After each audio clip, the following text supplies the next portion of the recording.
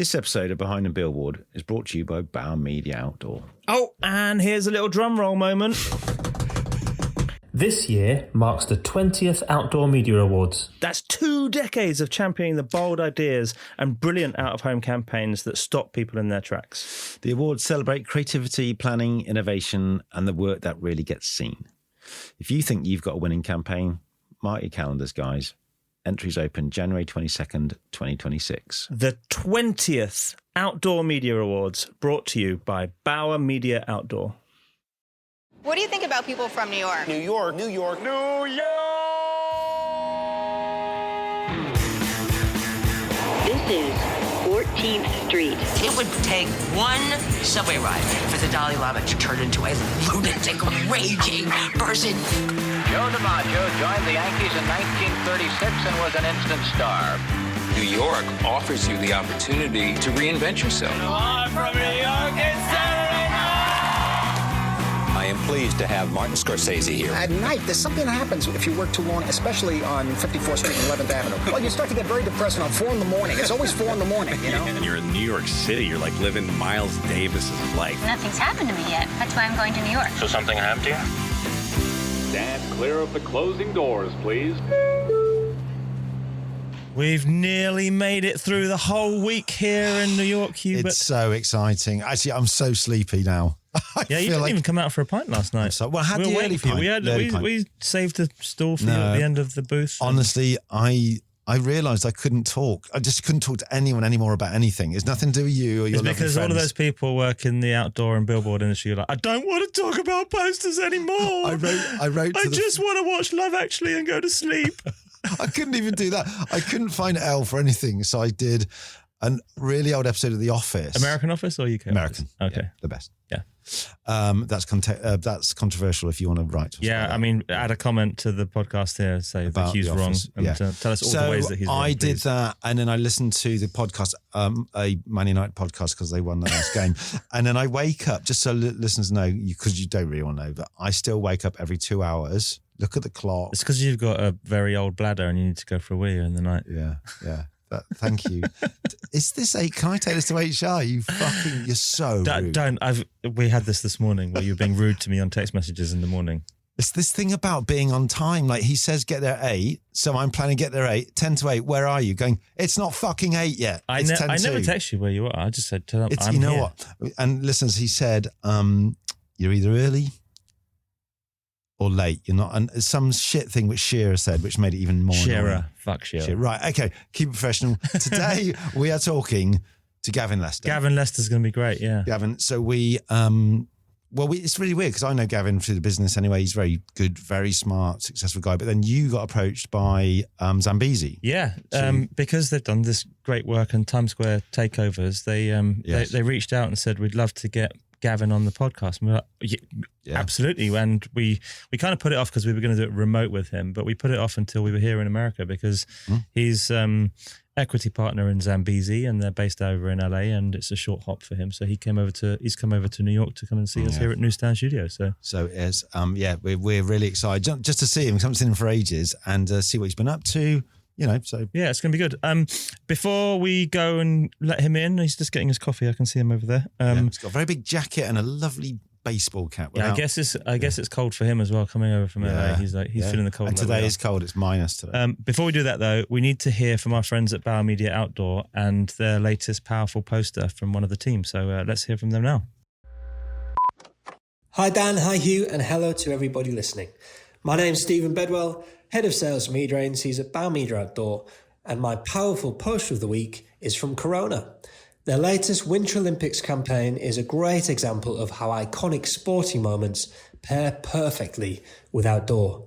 A beautiful shot of a snowy and sun-kissed mountain and a cheers from 3 Olympic-themed bottles of 0% beer couldn't look more visually appealing, all nailed by the succinct and brilliant copy for every golden moment. As we head towards a huge summer of sport and a key period for the category, I can't wait to see more brands show up big, show up bold, and show up in a contextually relevant way. A gold medal performance from everybody at AB InBev, Starcom and their out-of-home team, and a huge cheers from me. Great, that was lovely to hear that. Yeah.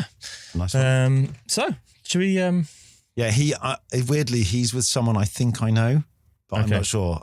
He looks like he's from a death metal band. You should go and get him then. You know me, I know death metal band. I'll stay in the studio. I'm and coming, wave at mate. people. Yeah, give us a minute. Come in.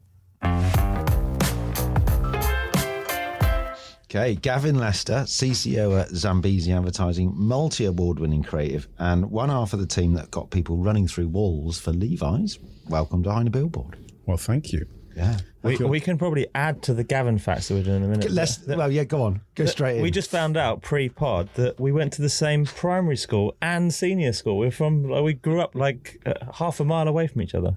Yeah, do you know one of my favourite memories? Well, not favourite, I'm not fond either. It's when you gave him a wedgie. Yeah, that's right. Yeah. When he bullied me. When he was in sixth form, I was in year 7. But it might be a universal thing with British schools. When someone was sick in the hallway... Oh, sawdust. You'd have sawdust.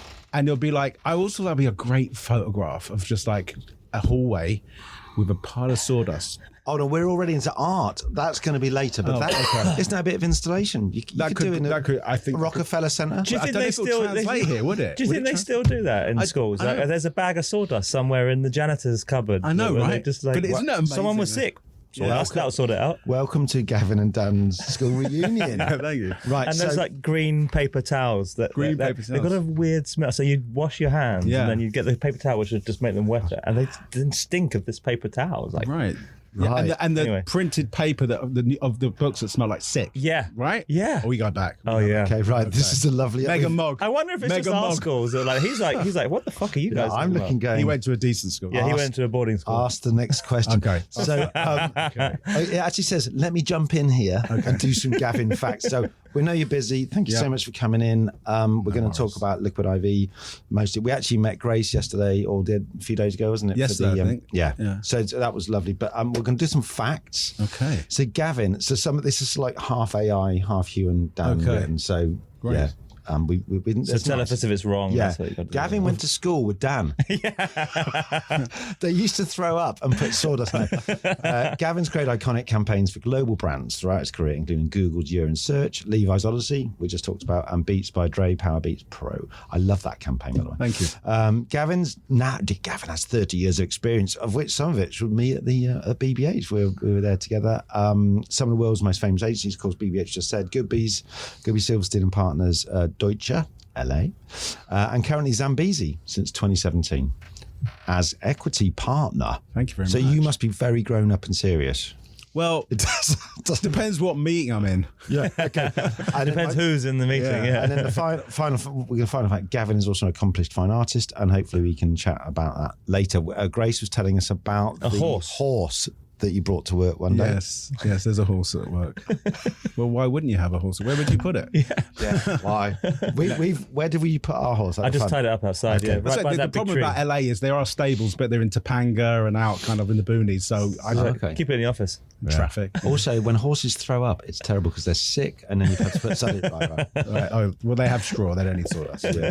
So we got to ask, how are you? What this is? Sure. Tell us what you're up to at the moment. As Zambezi stuff you can tell us about, or you busy?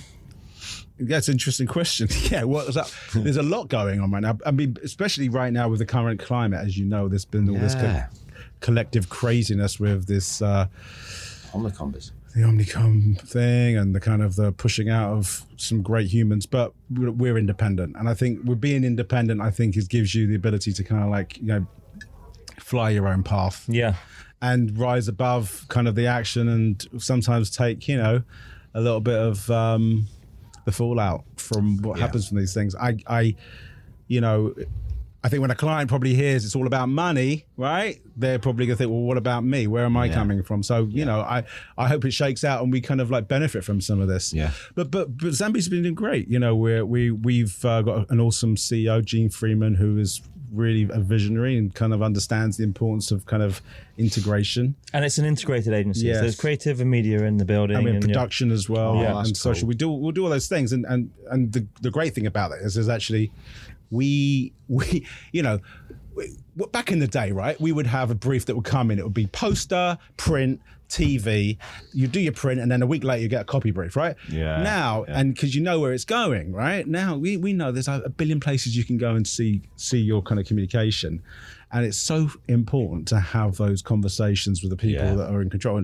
And media, basically, look, media, there's a lot of money in media, but it can be really, really kind of like, I think, doubled down and benefit from creativity, you know, being ahead of it, right? And vice versa. I remember at BBH when we joined, so this is showing how long ago it was, Kev Brown would be round the corner and go, so we'd say we got Boddingtons or Levi's, what are you doing? So Kev would go, well, what have you thought about this or that? And that's how they got to the back pages of the colour supplements to put Boddingtons, and they were like billboards. But because the whole thing was worked out, because they were going, oh, yes, you know, and someone observed that Haig was telling us, he came on the other day, that what they did is in waiting rooms, if a magazine was out of date, you'd turn it over. So you wouldn't, but then, and so there it was sitting there as a perfect billboard. Right. So that was all done because someone was next door. Yeah. And the same with, I don't know, stunts and topical stuff. And it was one of my biggest bugbears. When they left the building, it just made it, so for you to have it in a building must be amazing. It's amazing because I think when you look at, like, you know, I know we're going to talk about billboards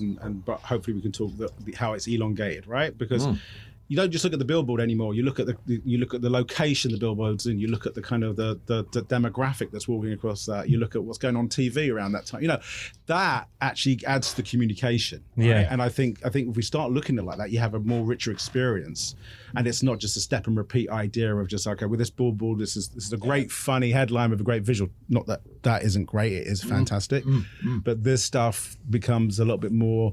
You could do one execution, and then the organic kind of pickup from that does the rest of it for you. Do you call it contextual? Dan calls it contextual. Yeah, but contextual to a location or environment. But I think what you're saying is you can, because you've got media, like we talked to Grace, as we said, we're talking about on the media side of Zambezi, you've got a creative-led idea, and you can go, actually, you know, it'll be good delivered here, but also if there is that pickup, how can we get seeding money behind that? Is there a story there? What can we do? And there's you know, the opportunity for PR and the opportunity for social, and the channels all working together. It's far easier if you're working together in the same building. And I think what happens at the moment with these kind of big network agencies is the clients are briefing creative and media at the same time. And media are coming back with some ideas and how this brief could be implemented against an audience metric. But then creatives going, well, this is what we want to say. So those are not always joined up. No. And I think you can see that. It's more prevalent seeing it in the wild, where you go, why is that message there on that poster? Yeah, it feels like the media plan and the creative is disjointed. Yeah, and that's when it falls over. And I think, you know, the silos have to break down. Yeah. You know? There's just huge, absolutely, there's huge benefits in that. And you don't have to, again, you don't necessarily have to do multiple media buys in order to get that message across. It can be, you know, so just going back to Zambezi, you joined there 2016, actually. 2016. And how much has the business changed since you joined? Our business or your business? I mean, it's changed in the sense that we built all these kind of different kind of arms to us. It wasn't, when I got there, it was just purely, you know, strategy, creative, and account management, right? Where we had a bunch of accounts. And also the other thing about it was Kobe Bryant was a founder. Okay, so Kobe Bryant, and you know, Kobe Bryant was an amazing lightning rod for the agency because he would attract certain types of businesses, and mainly sport. So we do have a great sport DNA in us that we haven't given that up, I think. But what we've been able to do is we've been able to grow the portfolio, right? And I always use the kind of the BBH model, which is like, you know, one day you work on like confectionery, next day you work on luxury cars, and the day after that you'll be working on fashion, you know. And I wanted that. I personally wanted that. And I think everybody else did too. Because you can keep fresh. Yeah. And then when we built on the kind of the scale, the media thing, and then we pumped more money into production, you know, we have a production facility as well. We were able to be kind of like, you know, nimble with maybe brands that didn't have the right kind of money that could do $1 million production. We can do those things. And again, with media, we could do the big media kind of structure, but we could also, again, with companies that don't have a lot of money, we can think how we can really stretch those dollars creatively. So it's changed in that respect. And I think it's, and I think we're constantly upping our game, you know. The game's changing on it all ends at all times, as you probably know. Like, you know, people want to spend less money and do more, you know. Yeah. But I think a great idea, you can fall down with a camera and make it great, you know. And I think it always comes down to, and I think that has changed. Do you have No. Is your department traditional though, or do you mix it up? Do you have teams, or do you have individuals, or do you just have hybrid things for each project? I think I've got an awesome department. I think I've got, I think the kids are all right. Let's put it that way. I think there's some really talented individuals that get it. Right. And they get it, they are more digital first, and just because that's how they've grown up, right? But it's no different, they're good conceptual thinkers. That's what you want. Yeah, that's. And I think, but I also have like very seasoned people. I've got a guy called Simon Roseblade. You might even know him, but he's been at Fallon for like forever. Like he's decades at Fallon, and he's like a seasoned. He's like the Lagos Delaney, the Fallon writer. Yeah. And there's a place for that as well, And I think it's good that he can have an impact on some of the younger kids. Do you know? Do you remember Nick and Kev? Kev is Kev's at BBH. Kevin KU. You know who KU? Bod. Yeah. I never called him that. I just like steak and kidney. Little, I know. Yes, of course I do. Yeah. Hope he's not listening. Hello, Kev. He's like the turtle in. It's getting worse. Do you remember that? What was that? Oh God, what was it called? It was that animated thing, that animated short with the talking animals. Yeah. Oh, I know. Yeah. Creature Comforts. He was like the turtle with Creature Comforts, wasn't it? Kev, this is all that was said most with lovely lots of warmth and love. No, lovely man. But so he's in at BBH and he's running Tesco with them for about a year. It's the same thing. You kind of go. Well, Dan and I were talking about it. It's about the way the industry is. You need your young teams. You're like the kids are all right, like you're saying, but you still need the old wise people as well. Otherwise, it just becomes really imbalanced. It does, and I think I always say this. It's like there's still a Grand Prix Grand Prix for radio. Right? It's not like that's gone on. Radio is probably the most contemporary thing ever. But I did a thought leadership piece a few years ago for Adweek, and it was a slightly different like storyline, but you remember the statue of the girl? My brain's just gone. Oh, I know. Fearless Girl. Right? Fearless Girl, yeah. And my whole thing was about, and it wasn't anti-technology, but how technology, like in the time where we're grasping for the next technology and being on the zeitgeist, the forefront of what's happening and showing this, and, like the thing that won the most awards was a sculpture. Yeah. Right? You know what I mean? Came before all of that. Right. Which is like, just goes to show it doesn't like, its time isn't necessarily in one place. It's like. It's quite interesting, bringing us back to billboards, the world's oldest medium. I think that we are seeing a renaissance of good creative work on billboards. And I think even, we're talking about the kids are all right.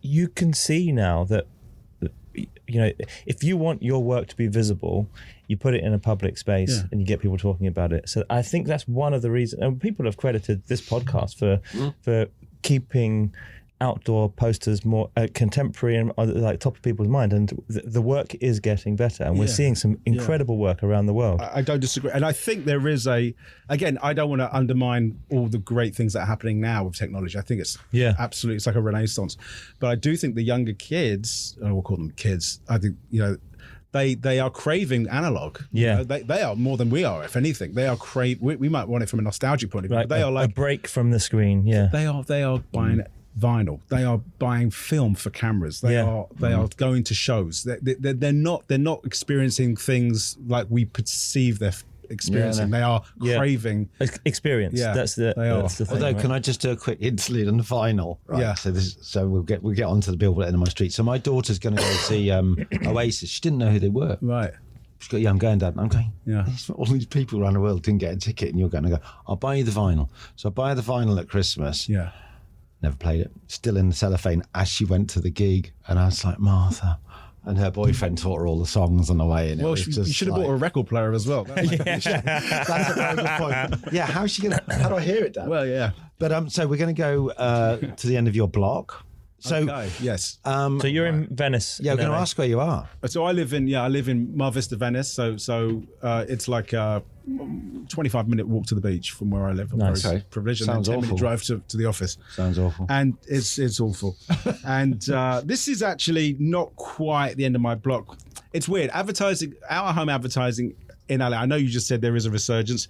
I'm not quite seeing it yet in LA. If you drive up and down Sunset, you see all the good stuff that's happening with the entertainment brands. But, exactly. But on random freeway and interstate, you get... Cool Jacob. CoolJacob.com. It's a very litigious place, California, right? Right, okay. But ambulance chasers, these guys, this guy called Jacob he actually did, I think I did a Super Bowl spot at one point. Wow. And it's really just kind of like provoking. I mean, usually they're the right way around. He thought, let's just turn it upside down and provoke. There's no logic. Yeah. Okay. But I think it's all about attention grabbing. The weird thing is, it does get your attention, but I think this goes to.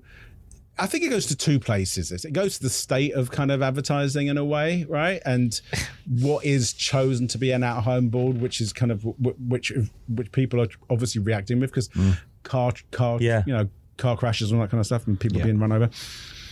But the other thing is, there is a hint of creativity in there, there is. right? So there is some understanding. It's almost devoid of an actual idea, though. It's just turn upside down and flip it. Although I thought it might have been. Who was it? Was it Tesco did the pancake day flipped one? Right. But that had an idea because it's a pancake. I actually thought this was a piece of art of yours that had gone into the wrong section because it could be there. It could be, yeah. But no, I don't know if I'd do that. But it does go. It does. But the thing is, you've got to ask yourself, and I ask myself this a lot, right?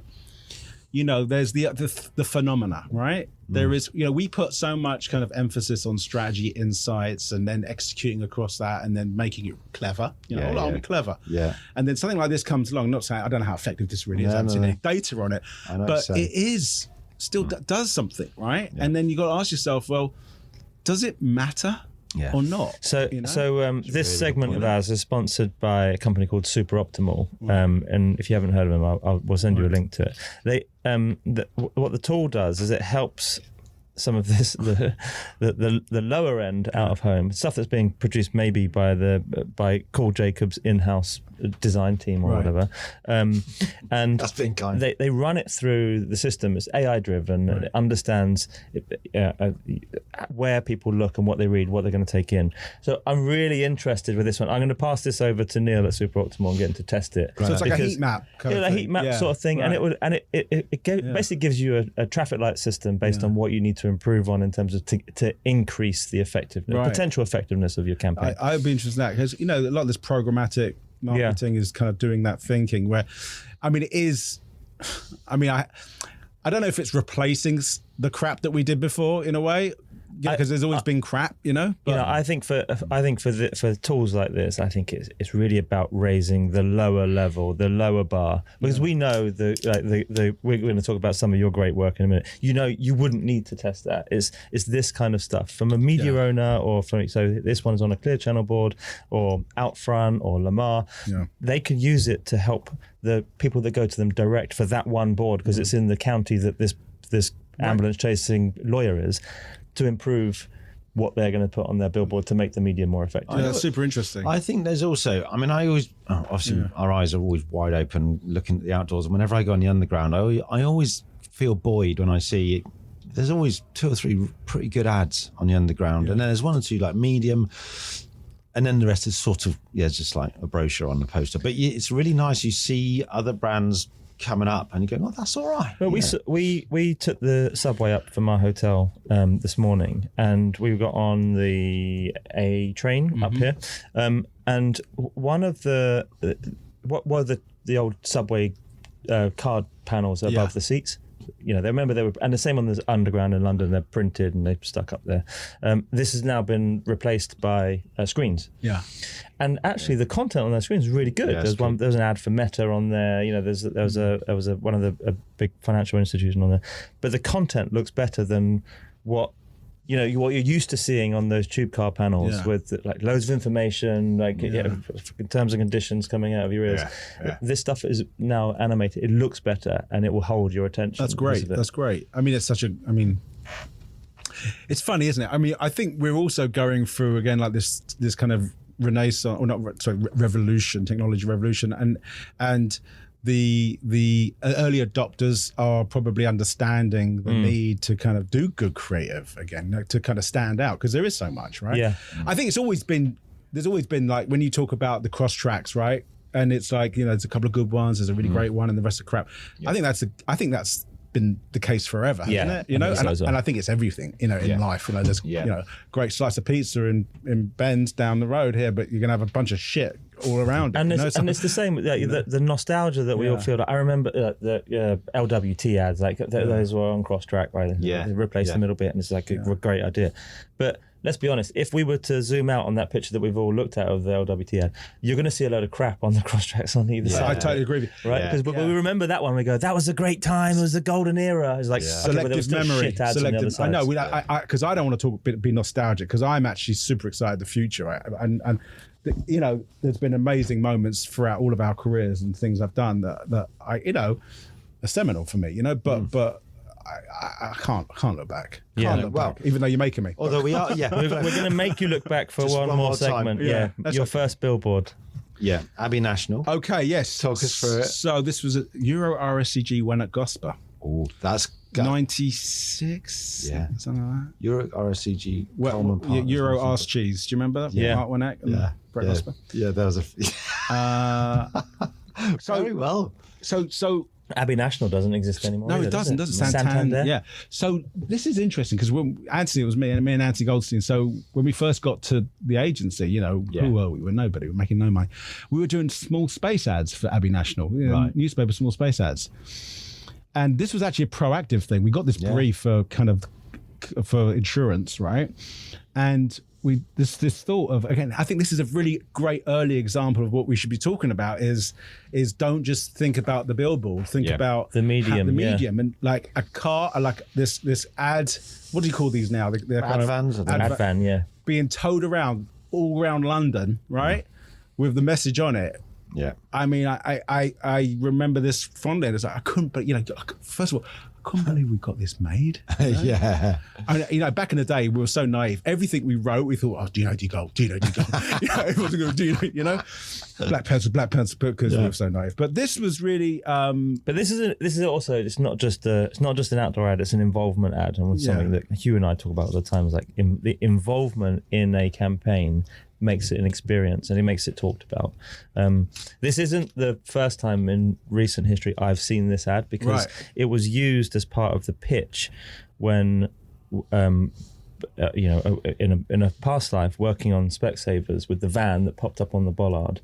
It was in there as the kind of visual stimuli to say, funny. Hey, this is how you can do stuff that becomes so sweet with talkability. I love that. I didn't know that. We should tell our listeners what it is. I knew about that. It's an Abbey National's new motor insurance on the side, and then there's no wheels on the ad van. Oh, that's the second one. I think that was the second. There's two. Yeah, the first one is being towed by a tow truck. Oh, sorry, and the other one was up on cinder so the blocks. first one is being towed, motor insurance. Yeah. So it's a campaign, Gav. Oh, it was a it was a campaign. But it's great that you, like you say, you kind of go beyond just. I mean, we are about billboards, but the show's about everything outdoors, anything that's literally in that domain. But I think everything is a billboard, right?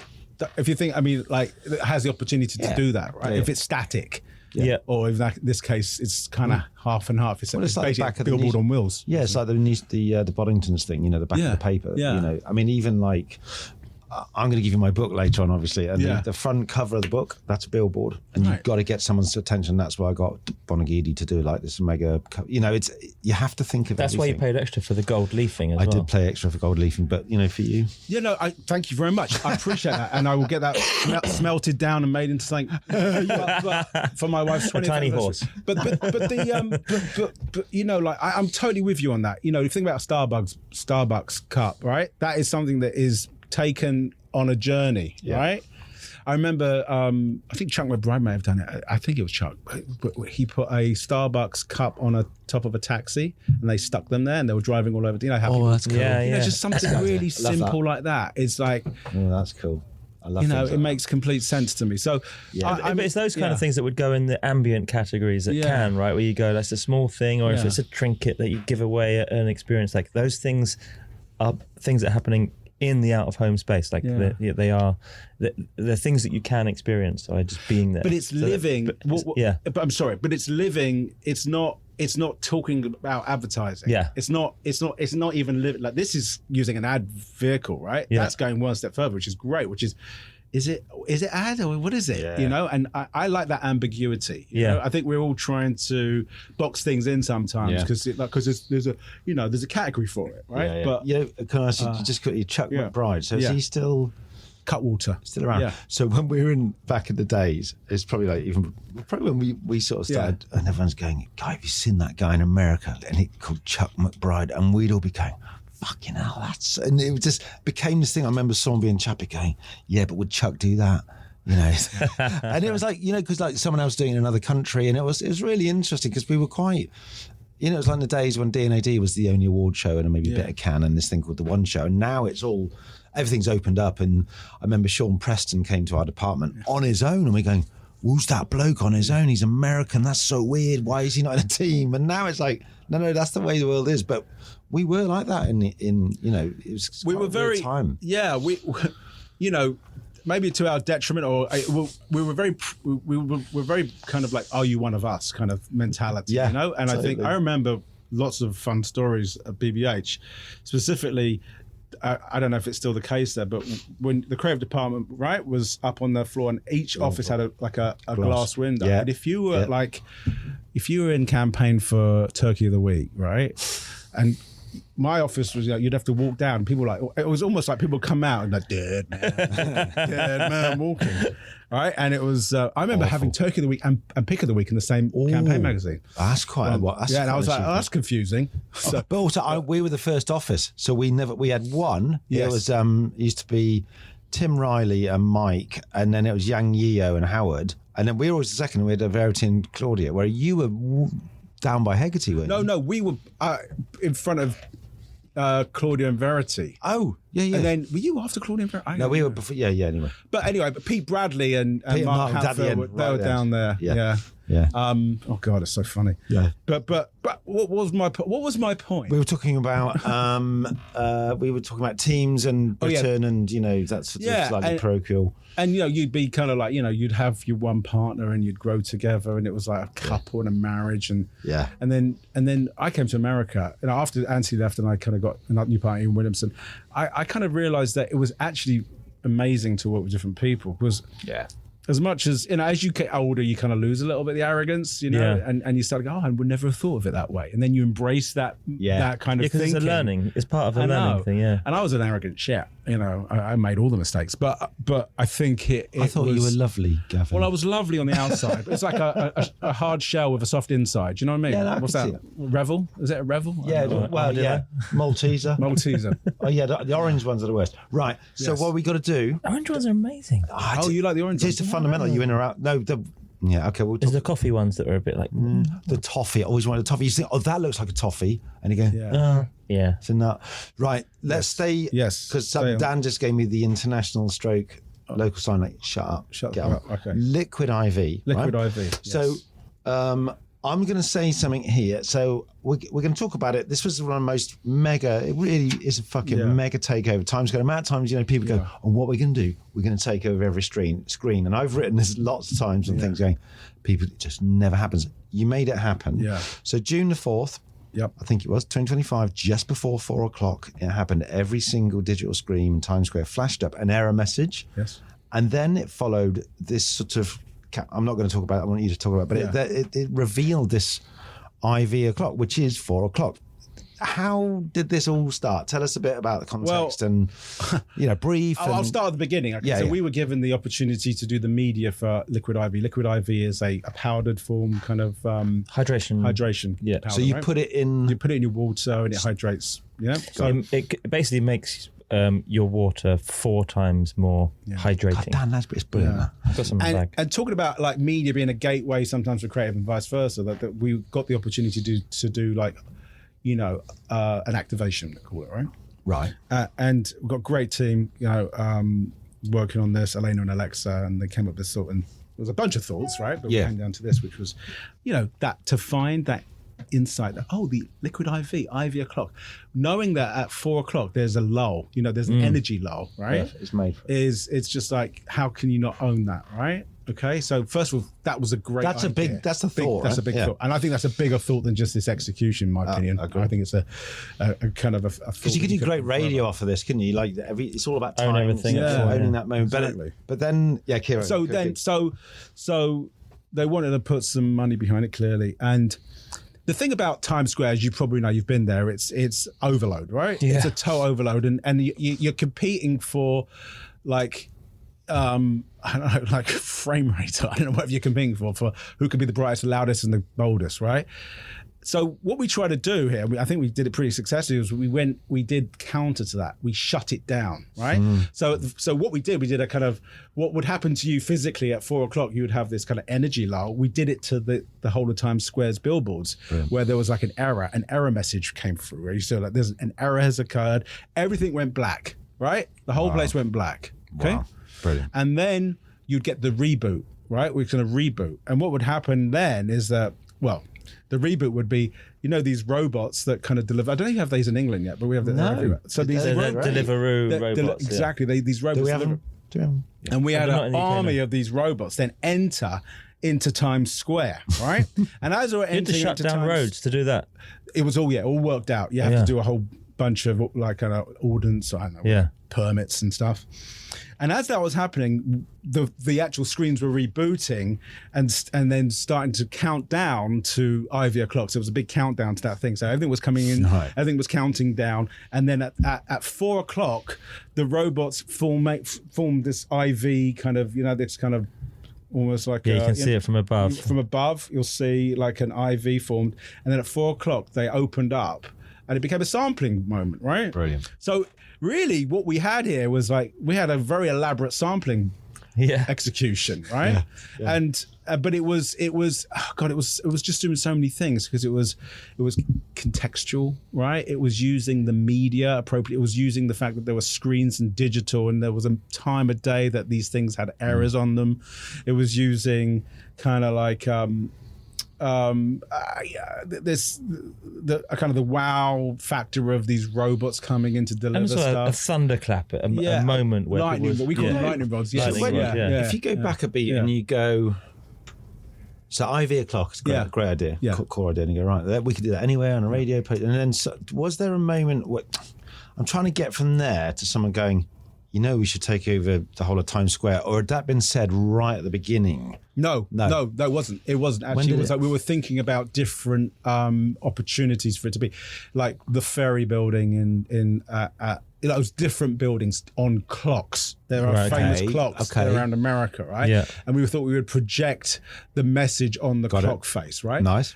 Which is okay. Yeah, that's good. But it was very, it felt a little bit maybe too small of a kind of an execution to do. Oh wait, that's nice. They've projected the IV on get a photo. But what we did, we kind of like sat down and we thought we really need to make more out of it. We've got to think of it more of a narrative, right? What's the narrative? What's the story here? Yes. And I think this gave us the opportunity, and Times Square being such a great media space. But you don't just go and take over Times Square. Because it's. My brain can't even get around how the media would work. Who would all those people give you the screens? That's probably a good point to go back to. We talk about the collaboration between media and creative here. Yes. Good point. Yeah. So how did that? Well,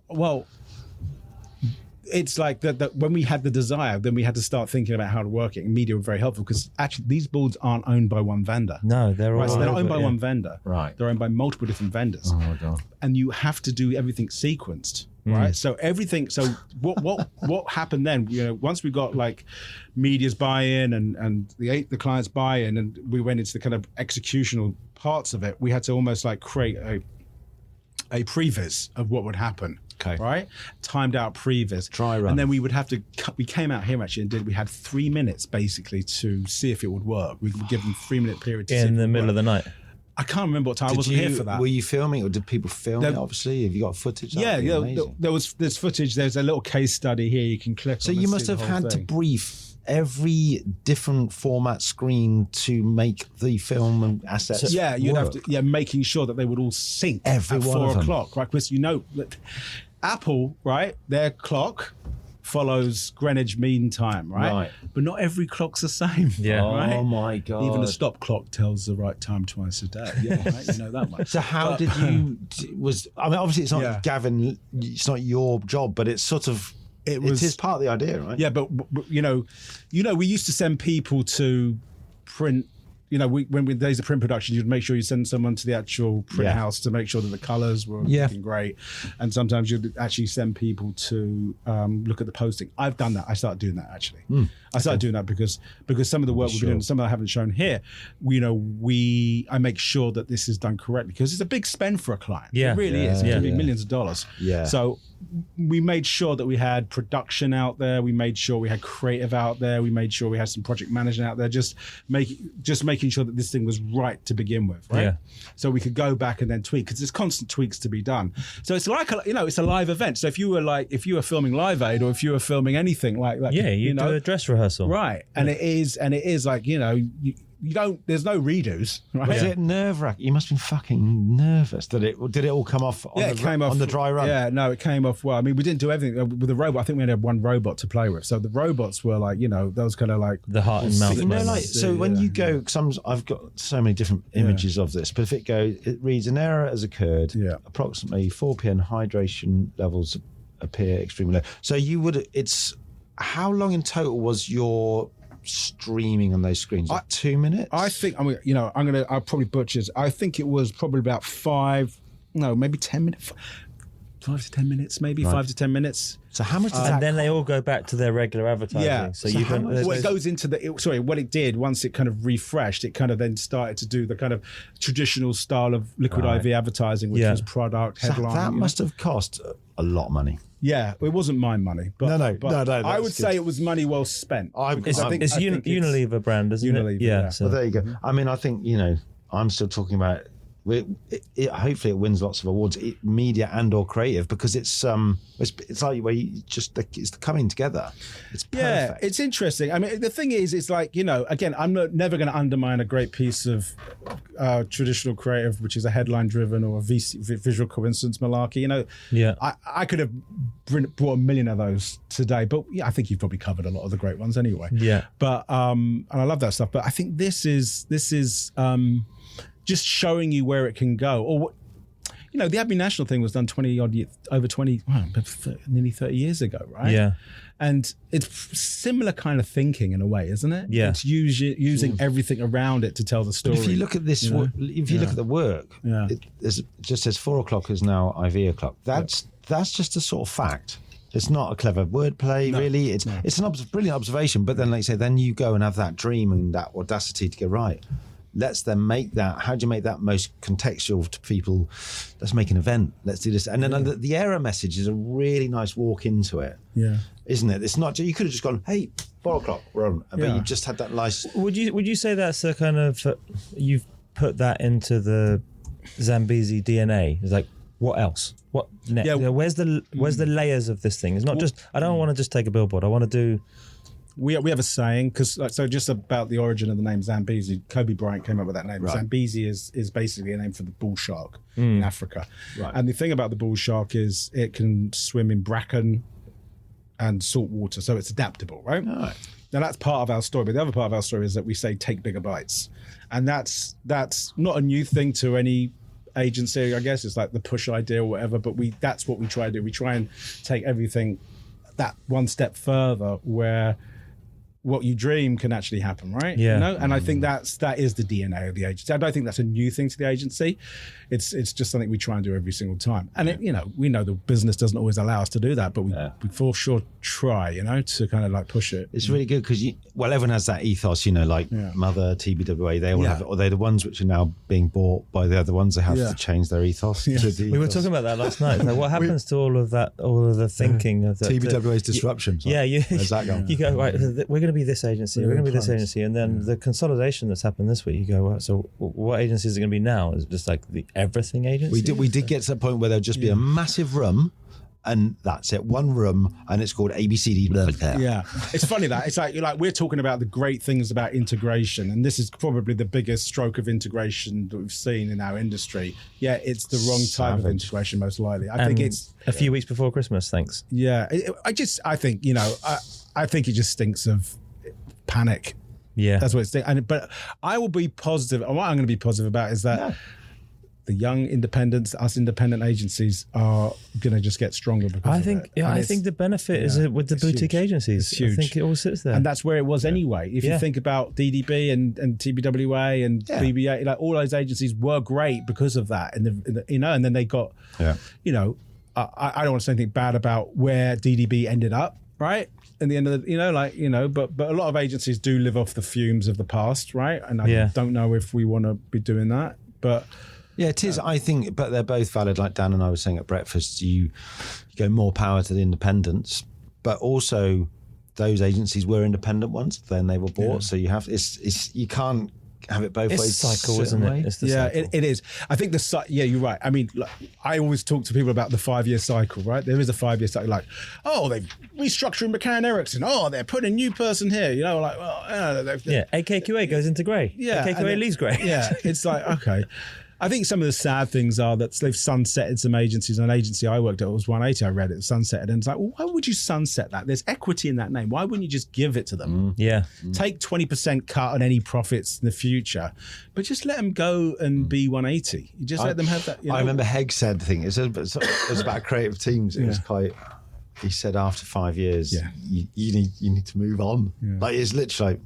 We've wrung it out of you, now fuck off. But in a nice way. Like, because rather than saying, Dan and I were talking about people, how long you stay at a place, and some places you're in and out in 18 months, others you're like there for 10 years. But it's, I think 5 years is quite I don't disagree. I don't disagree. Unless you're an equity partner. Yeah, and stay longer. Yeah.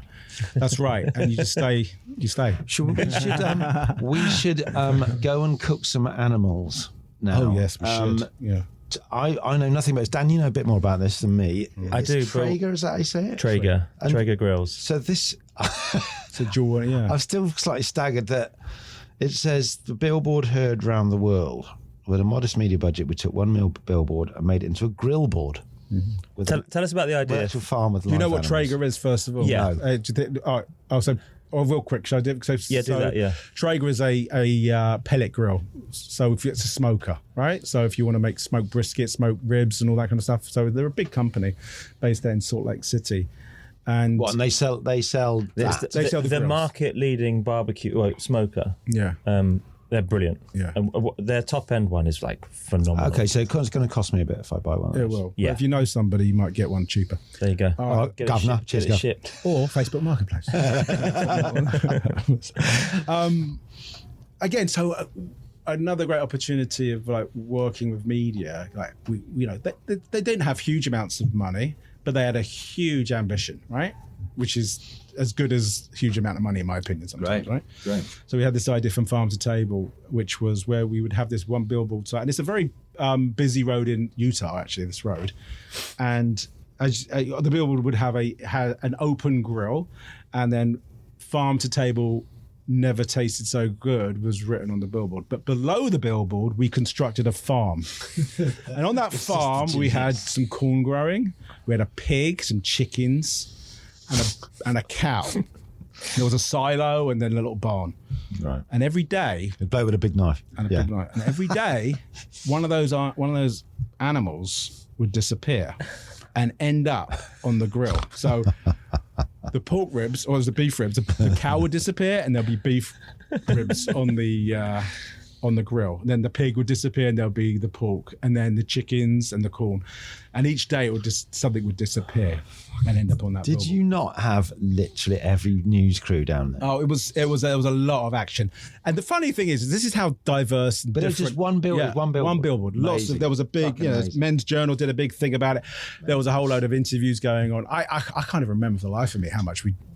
we span out of this, I was just like more like jaw drop. We got to do this because it's a fun project.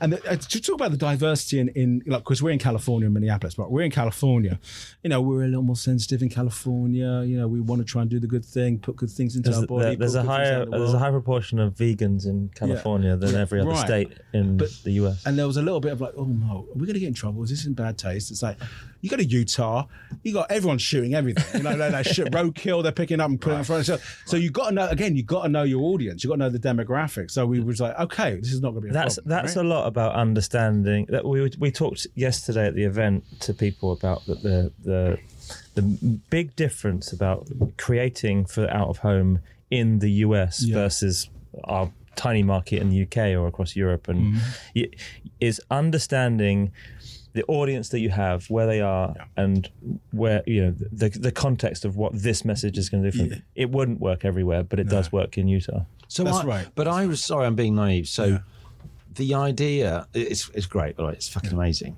But so you weren't wanting to antagonize vegetarians? No, because we had corn. Yeah, but obviously, Gav, that takes away all the problems, right? But so, like, Dan, so you're saying this? That wasn't it. It was more like, hey, you're getting some fresh meat. Well, farm to table. It's okay. So the message there's a big drive in the US for healthy eating at the moment, and it's not always followed by science. There's the pseudoscience of RFK, right? That's right.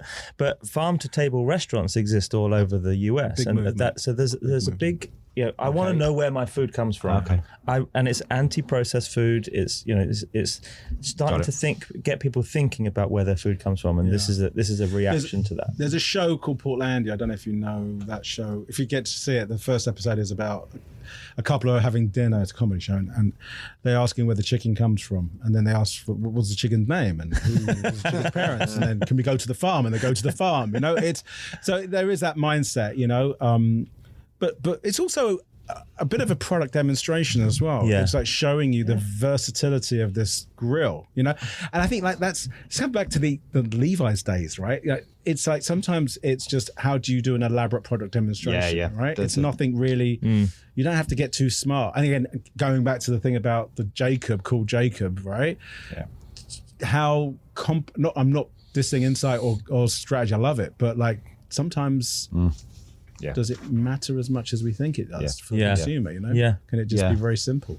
Yeah, it's But this was a lot of fun, and it's just like like again, like I wish I could say every project's like this, and we try to make every project like this, but sometimes the stars align and you get to do this, and you bite your tongue, and you go, is it going to happen? And it happened, and it was great. And again, media were incredibly happy, incredibly great working with us, and the cost of the billboard was actually the production was built into the media cost, so it wasn't sometimes the production cost is a supplementary thing, but it was built into media. Basically built a little farm, haven't you? It was a farm, yeah. Right. Yeah, to this day, it's still the there. tiny barn. It's another thing when people say, what do you do at work today? Like, it's... Anyway, right. I slaughtered a pig. Yeah. Tomorrow, grilled it. I get to slaughter some chickens. And then after that, you've got these very...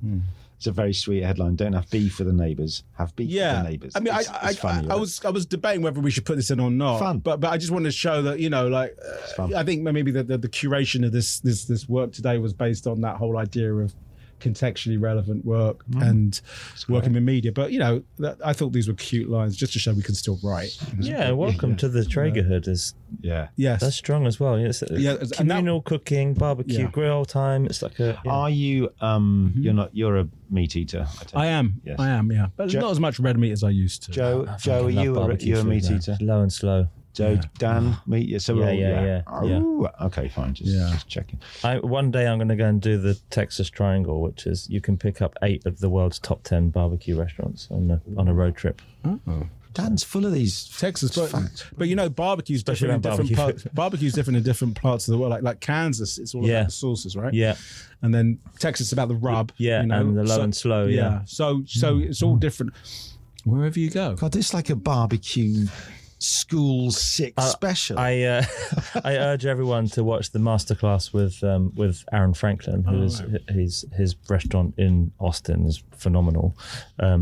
But he does a masterclass series of like learning how to barbecue properly. Yeah. So you think you know someone? We're 103, 4 episodes in, and then he just tells me. You didn't know I'm a barbecue nerd. No, didn't know you're a few other you things. have to go to like, where'd you go? Like Wix or what's it called? Where'd you buy barbecues from? So Traeger, you can ship Traeger and there's Pit Boss as well. You can get in there. But I always remember the kind of the sad story of a barbecue in England, which was like you got this cheap old from like Argos, and under an umbrella, with like a horrible sausage on it, and it was like overcooked everything. Yeah, is that still the same? Yeah, it's still the same. Or those disposable barbecues that they stick worse. on the beach. The foil thing. They go really hot and then really cold. Yeah, so just perfectly built. Right, so trending right now. Just so you know, smash burgers, big trend. Yeah, in London as well. There's basically smash burger wars. Very good. And sorry, I don't know this. Smash burger, you get a ball of meat, and it's called a smash burger because they smash it down onto a flat plancha grill. And then flip it. He's got all the names. What a plancher is this guy? You are. No, he's a bit of foodie. Yes, are you Epicurean? I love barbecue. Yesterday morning or this morning, I sort of went, "Are you a bit into your food?" Because he's going on. So I said, "Get some food." He goes, "Oh, there's a nice little taco place here, or you go here." And I'm thinking it's like walking around with your own personal chef. Like, I've got my Google Maps for New York. Oh, I used to live in New York, so I don't know if you had good pizza. I actually just discovered a really great Detroit style pizza. Oh, okay. It's called Mama Two's. There's one in the West Village on Bleecker. Yeah. I would recommend going there and get the Noma, which is the hot salami, honey. Hot honey. You've got to get a slice of that while you're here. Yeah. Okay. Raoul's, if you like steak up, I'm sure you get it. If you want, what kind of high blood pressure are you looking for? Well, I love the taco places like Ramirez is good down on the Lower East Side, and Los Tacos #1 as well. Tacos is hard in New York. I'm going to be honest with you. Coming from California. Yeah, because you get great tacos in California. I go to Tacos por favor. Yeah. I feel like we should just all... Should we just turn this into... Come to LA and I will taco you up. Joe's got a food podcast going on in the Newsstand Studios after us, so we should just stay on and talk food with them. Can't we just go to a restaurant and start drinking red wine and having some delicious red meats? Right, let's talk about your... That was brilliant, by the way. That was so... Yeah, I love those two campaigns. Like you said, we could have done lots, but you're a very wise man, smart, and I think that was really insightful to just have those. We're going to talk about your art now briefly. When we saw Grace, like we said at the top of the show, you turned up one day with a horse in reception. So joking apart, but this is really cool. There's 3 or 4 pieces I fucking love here, particularly the loud hailers.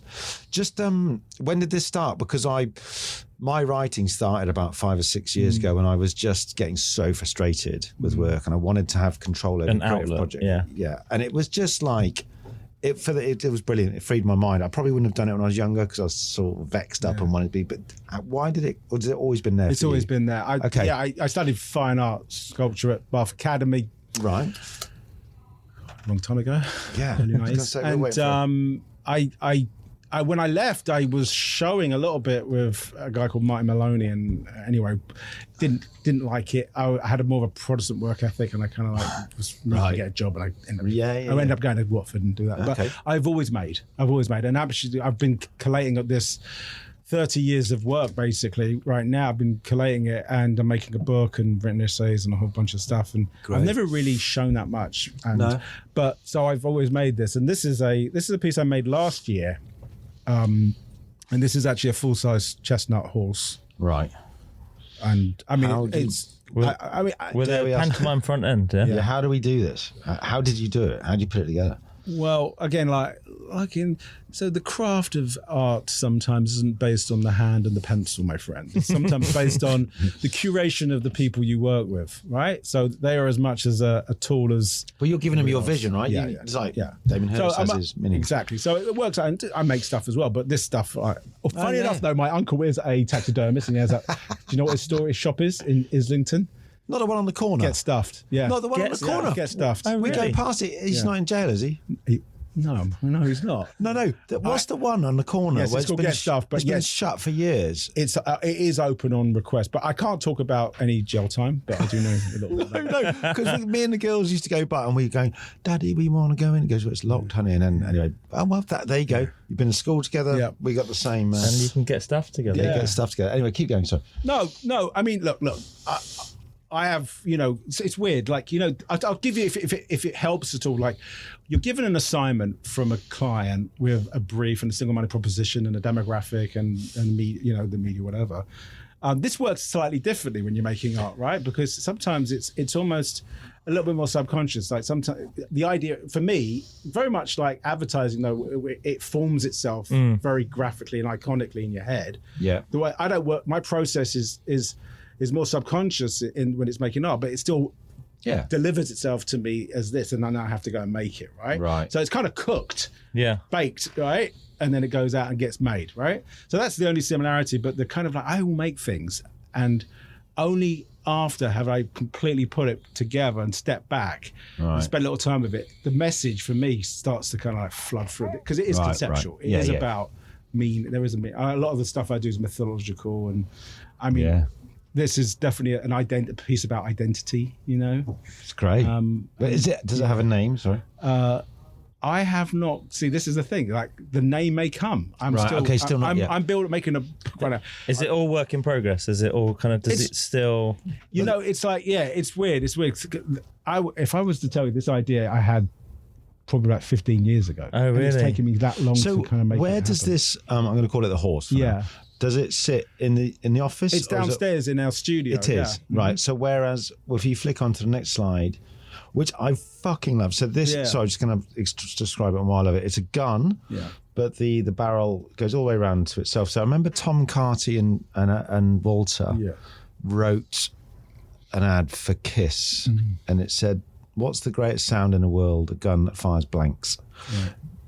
Just like something amazing about, and this what made me think of that, because it's like, that's great, isn't it? Because there'll be no more people being killed. This is called Ouroboros, which is Ouroboros. You know what that is? The snake that eats its tail. Okay. So, and I think I put these two pieces in right now because it's a good example of, I made these a while ago, but how things change outside in our culture impacts how you look at something, right? So this was made a while ago. There's always been gun crime in America, but you now knowing that how gun crime and the kind of the Americans' relationship with guns is, it starts to have a kind of a meaning, even though that may not have been what I made it for, right? Yeah. It may have been just like. But there's a cultural relevance to it. Yeah, because now it's like this consistent reliving of this. Yeah. So, when you go, right, I got this idea, it's like Ouroboros, it's based on the snake, but it's a gun that shoots itself. I can draw it. But then you're going to get to a point and go, I'm going to have to give this over, like a gig, like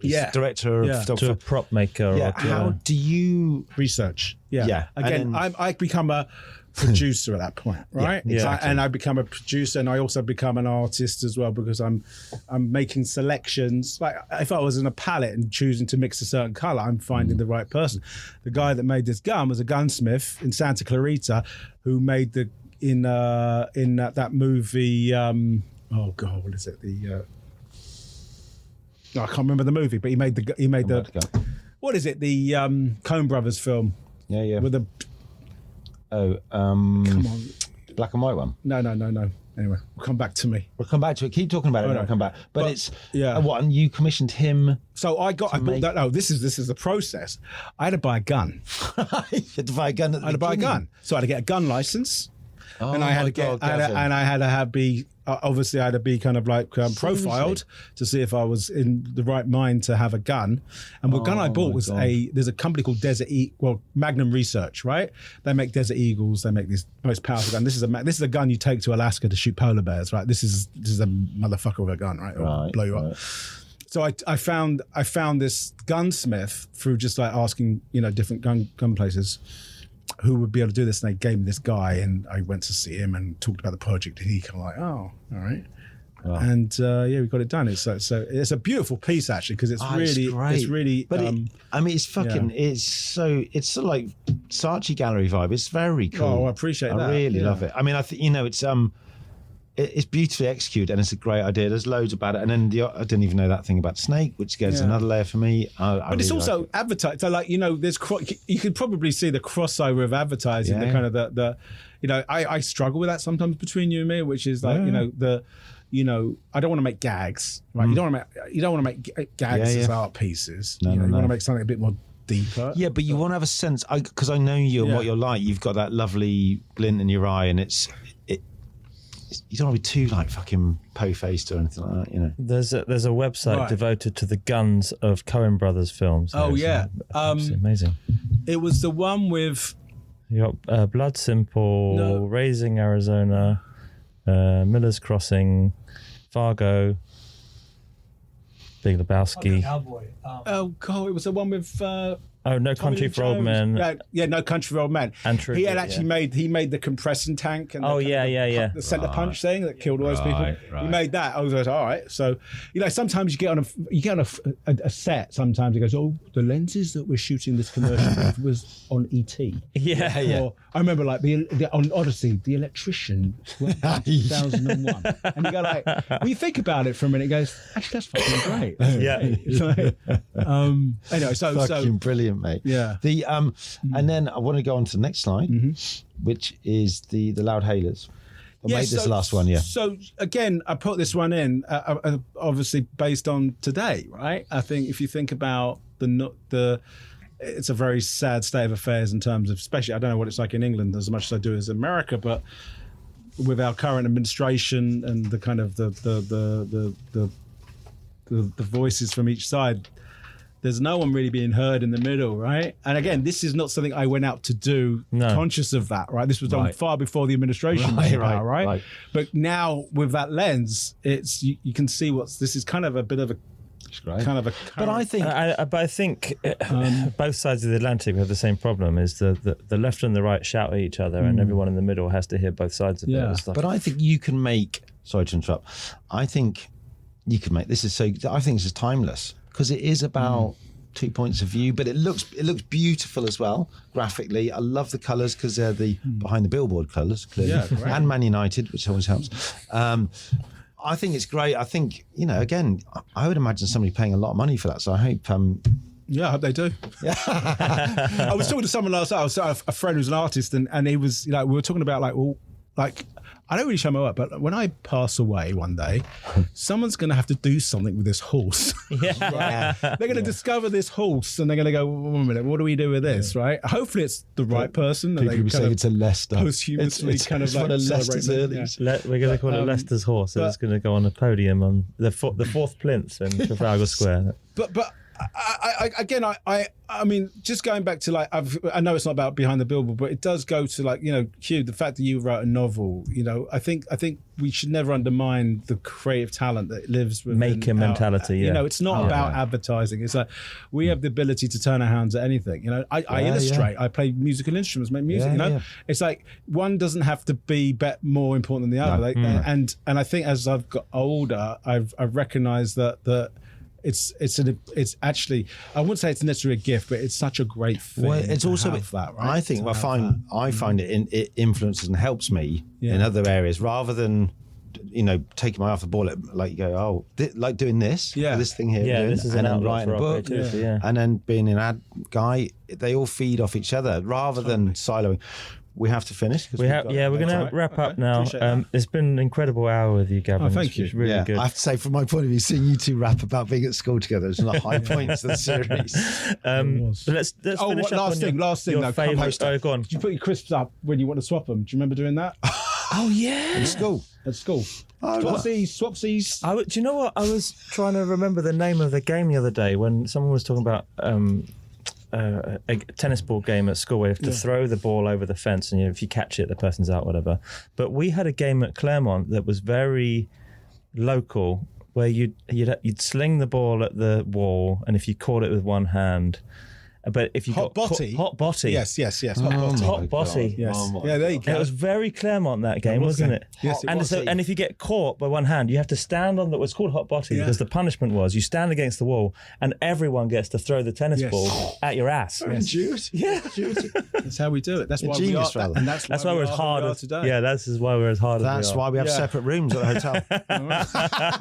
But a connecting door, I bet, though, right? Yeah. A connecting botty door. Yeah. Right, okay. Just before we finish up, let's talk about your favourite billboard of all time. You got 2, Gav? You have 2. Yeah, well, I kind of chosen these based on what we were talking about, which is I thought this BA one was great. The BA lookup, a really lovely idea of using contextually relevant space, a flight path, technology to kind of like get all the information and then kind of push it out with this kid who'd come up and point to the plane as it took. I mean, I don't know. I mean, it was magic. It's number magic, 3 on our top. Oh, was it? On our top 100 of all time, yeah. This is Ogilvy, right? Back in the day. Yeah, Ogilvy, yeah. Very good. Yeah. And then we got the sundial. The sundial, which is, again, I have to say, my favourite. Yeah, absolutely got everything going for it. I bet you a lot of people will bring these ads to you, but again, it's like so good. And we had the team on. You did? Episodes. Gary and Vince. Yeah. I mean, what do you say? You know, in heart, like making something else part of the execution is genius. Yeah, one of my favourite parts of this story is that they someone in the team over there at Leo's in Chicago emailed NASA to get a NASA scientist point of view on the sun trajectory and shadow casting for this particular billboard at a certain time, so they could get the time right for the sundial. And NASA got involved in the making of it. You know, you're going to something good then. But that's another great thing about our business. You got to pinch yourself, right? With like the journey you go on, the people you meet, and love it. Yeah, it's good for a job. Right, Gav, right, thank you, mate. Gavin, thank you so much. Thanks so much. Yeah, appreciate it. Good luck with everything. Wow. Yeah, like I just said to you on air, that was blowing my mind that you went to school with him. It's really funny. Like, do you know some of those things come back? And I think that's just like kind of, and maybe it's an age thing, a nostalgia thing, but just talking to him, you go, that was the game we played at school. And it was, Did we broadcast that? Were you still running when you talked about that? What are we doing? This is bad. And then Joe said his thing after. What was yours called, Joe? Butts up. It's a bit more. That's got a bit more. You went to a posh school, so you probably had played 5s or something. No, I didn't go posh. I went to fucking compy. But he didn't disappoint. I mean, Gavin is a really charming, talented, just a great human. But loved that. I could have basically gone from here to a place that serves red meat, and you and him could talk to me about. Oh, yeah, there's a good place. What's it called? Old Country around the corner. Get some nice. You buy your meat by weight. You go, give me as in pounds and ounces rather than grams for us. We could get a bottle of red. We could get that posh bottle of red that you always gone about. Yeah. What's that one? Christmas one. That's mulled wine. That's not. No. Mulled wine is the fucking devil's piss. I hate that. Right. So brilliant. Thanks, Gav. It was. I just love that. It was a great chat. Let's just hear from our sponsors. Please don't switch off. Please listen to them. They are the reason that we are still on air. So we do want you to hear from our sponsors right now, please. Dan. Yeah. Do you know what I do? Genuinely, do you know what I love about outdoor? No, I don't. Loads and loads. But one of the best things, I think Heg actually mentioned it, but we're champions of this. You can't swipe it. You can't skip it. It's everywhere. It's real and it's there. And if it's done well, the impact is massive. You're saying it's omnipresent. Do you like that word? Ooh. Swallow the dictionary. I think Bauer Media Outdoor really get that as well. I mean, they've got the scale as well to back that up. They've got 33,000 sites across the UK. But I think what's great is, having such a big media owner on board as a sponsor is the way they help our community and brands actually use the space properly. Yeah, and they've got tons of guidance. How to craft great posters, making sure designs are not just seen but actually remembered, which is the absolute, the most important pin. Powerful posters, if you will. Exactly. We're really lucky. This episode is brought to you by Bauer Media Outdoor. They're one of the UK's largest out-of-home media owners. The billboard at the end of my street is brought to you by Super Optimal. Design intelligence for out-of-home. Super Optimal delivers simple, machine-driven analysis and actionable insights for reviewing and improving out-of-home ad design. Designers and media teams can quickly analyze billboard and poster designs, gain optimization feedback, and deliver out-of-home design that is fit for purpose. Test and learn. Make informed design decisions and elevate your out-of-home campaigns at superoptimal.ai. Ooh, That's Nice is brought to you by View to Fill, the out-of-home campaign photography and video experts. View to Fill have spent a decade mastering the art of out-of-home campaign capture. They know how these campaigns run: adaptive display schedules, dynamic creatives, and high expectations. That's why brands trust them to deliver stunning photography and next-level videography. From drones to time-lapse and motion capture, View to Fill turn your campaign into powerful content that lives far beyond the humble billboard. Because out-of-home campaigns are not just about being seen, it's about being remembered and creating a legacy. Want to future-proof your next campaign? Visit View to Fill to capture the essence of your campaign. Our music is sponsored by Gas Music, delivering sound, music, and magic. Very good. Thank you, sponsors. Thank you, Dan. And to Joe. Joe, thank you so much for this week in New York. You've been absolutely amazing. Newsstand Studios. Anyone in New York wants to find a podcast studio, this place is brilliant. You get to see the world walking past and tourists in Rockefeller Plaza and weird people with gloves. I mean, but it's just I think you can agree. It sounds great. So you guys have been listening to it for the last. For me, few weeks. it's been like, because I'm a freelance, I'm in and out of work. But this week has been great because I went to work every day. And I said hello to Joe, and I obviously had to work with you, which is unlucky. But it's been a brilliant week, Joe. I've loved it so much. Yeah, so big thanks to Newsstand Studios. Thanks, Rachel and Soho Radio for putting us in touch. We'll definitely be back. And to Gas Music for our amazing New York music and all of our music throughout the series. Which they haven't done yet, but no, they have. Because we're now 4 episodes in. Thanks for the music, guys. And this is us signing off from New York. Yeah, we'll be back in London and we'll be doing a lot more exciting things this year as well as this. I mean, this is just the beginning. So thank you for supporting and listening and liking and subscribing. There you go. Okay, bye from America. Bye.